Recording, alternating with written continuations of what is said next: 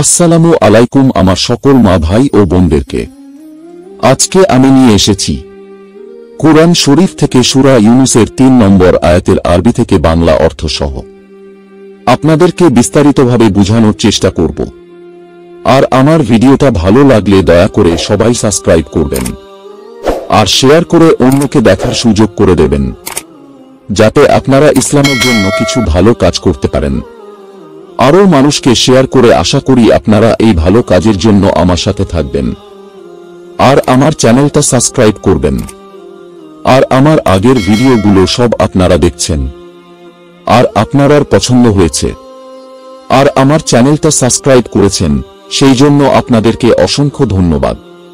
আর আমার চ্যানেলে নতুন যারা ভাই বন্ধু আসবে তারা সবাই আমার চ্যানেলটা সাবস্ক্রাইব করবে, এটা আমার আশা রইল আপনাদের কাছে। তো চলো আজকের ভিডিও শুরু করি। প্রথমে আমরা সূরা ইউনূসের আরবি উচ্চারণগুলো সব দেখে নেব, তারপরে বাংলা অর্থগুলো সব দেখব। আরবি উচ্চারণ হচ্ছে সূরা ইউনূস আয়াত নম্বর ৩। আরবি উচ্চারণ ইন্না রাব্বাকুমুল্লাহুল্লাযী খালাকাস সামাওয়াতি ওয়াল আরদা ফি সিত্তাতি আইয়ামিন সুম্মা ইসতাওয়া আলাল আরশি ইউদাব্বিরুল আমরা মা মিন শাফিইন ইল্লা মিন বাদি ইয়াউমিহি যালিকুমুল্লাহু রাব্বুকুম ফাবুদুহু আফালা তাযাক্কারুন।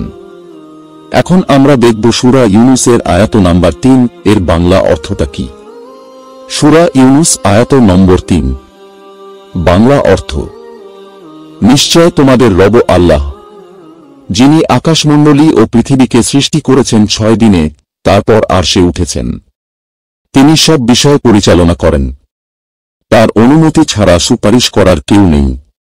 তিনি আল্লাহ তোমাদের রব, সুতরাং তোমরা তাঁর ইবাদত করো। তারপরও কি তোমরা উপদেশ গ্রহণ করবে না?